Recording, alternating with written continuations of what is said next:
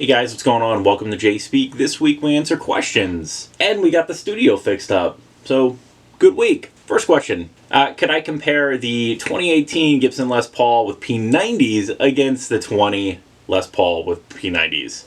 Yes, my bad. I misunderstood your question. And someone pointed out I got the two guitars mixed up. And honestly, I did. Little embarrassing, but I made my notes about the 2018 Les Paul Standard and the 2020 Les Paul Standard, mislabeled the guitars in my notes. And what we had was an embarrassing moment where I state the wrong specs for each guitar. So, to set the record straight, the 2018 Gibson Les Paul Standard with humbuckers is the one with ultra rate relief, a slim neck, BB Pros, and the 4 push-pull knobs.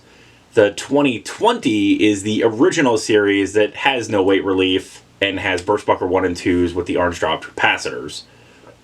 I apologize. You know, these things happen, obviously. Comparing the P90 versions, the standard for 2020 has a 50s neck, the orange drop capacitors, and no weight relief. Whereas the 2018 model has no weight relief. It still has P90s, but it has a slim taper neck. So it's slightly different. So you get that basically the slim taper neck up against the chunky neck. It doesn't look like in 2020 they made a slim taper version with P90s. However, in 2018, that's all they made. And really, you're looking at the, quote, Les Paul Classic in 2018, which came in 3 different colors. It was the ebony, the gold top, and the Pelham blue. I did have the Pelham blue. I thought it was a great guitar. It was a little on the higher end as far as tonal range. It wasn't as thick sounding to me as some other Les Pauls. The 2020 looks like a monster. I think I would almost prefer the 50 style neck. So, I don't think you could go wrong with either one. They're great, and the fact that you're looking at a gold top is awesome. Question 2. What's the deal with flipping guitars and gear lately? Now, this question isn't necessarily for me. It's just about like the state of affairs on Reverb or eBay, and I've personally noticed that Novo guitars, you obviously have to special order and all that stuff. However, they sell for what those individuals bought them for or more just because of availability. I've noticed some of the American Professional 2 Jazzmasters by Fender are selling close to or more than the retail price because you simply just can't find them new.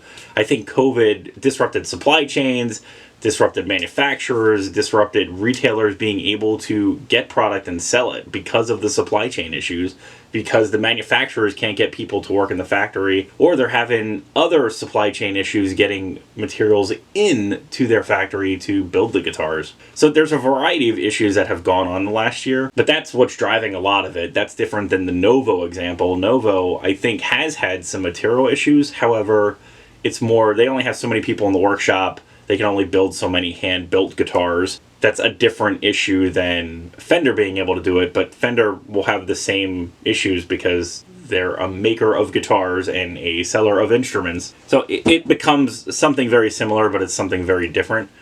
As far as gear on the used market, you know, I don't know if it's buyer remorse or they're trying to get their coin back. It could be anything, really, but yeah, the state of guitar flipping lately is a little backwards, in my opinion. I miss the days where you could actually get a deal on something, and I don't know that you can really do that so much more anymore. I actually bought something new from Musician's Friend the other day, which I haven't bought anything new in quite a while. Very different, and I actually had to buy a guitar stand because my new setup kind of warrants it, so I'm getting a new K&M Guardian, which I have one, but this one's slightly different, and maybe I'll do a review of those if you're interested.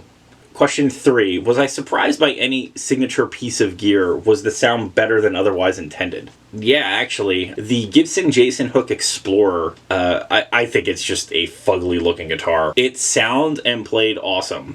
That was fantastic. Other signature pieces of gear, the Reverend Billy Corgan signature guitar. I don't know that it actually sounded like a Billy Corgan guitar.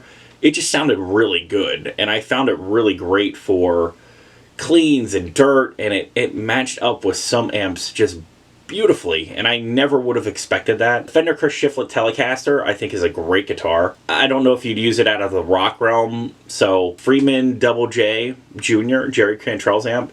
I don't play like Jerry or use that kind of thick tone, but I love that amp for, mid-breakup stuff on the Channel 1 clean tone. You can set one of the faders to a more broken up tone, which is great. And the Dirt is really useful for rock and not necessarily a heavier rock or alternative grunge, whatever you want to call Alice in Chains. That's definitely up there. I'm trying to think what else. I might have to think about that a little bit more, just because I don't typically gravitate towards signature pieces for a few reasons. Like the Dave Grohl Gibson it's a Gibson 335. It sounds good with everything. So if someone's buying that to play Foo Fighter songs, it's still good for, blues or jazz, or you could use it for metal. I mean, it's an all-around great guitar. I don't think you need to limit it by that type of music, I guess is what I'm saying. So I might think about that one a little bit more and update it, but those are my initial thoughts. If you have any questions or comments, please leave them below. As always, thanks for watching. Remember to like, share, and subscribe. Many more videos to come. Don't miss one sub.